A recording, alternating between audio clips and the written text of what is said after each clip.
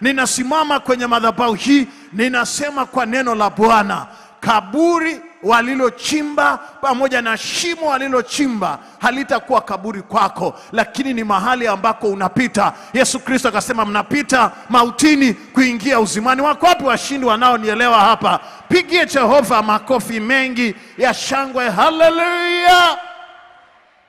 Your pit is not your grave.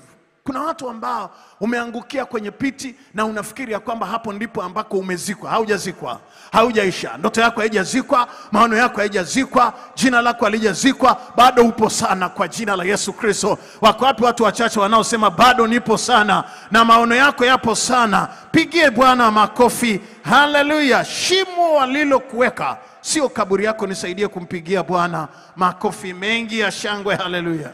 Mabibi na mabwana, asubuhi ya leo ni lazima uelewe kabisa kwa neno la Bwana ya kwamba Mungu anapolituma neno lake kwenye maisha ya kwako, hakulituma bure.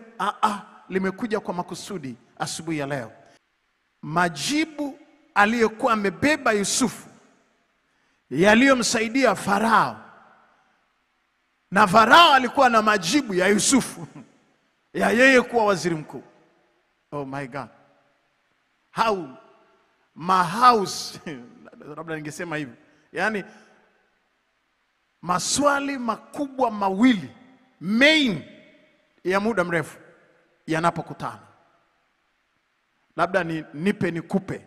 Farao anahitaji tafsiri ya chakula na Yusufu anahitaji cheo, ndoto yake itimie katika maono na ndoto aliyokuwa nayo ya kuwa kiongozi mkubwa kwenye leadership na management.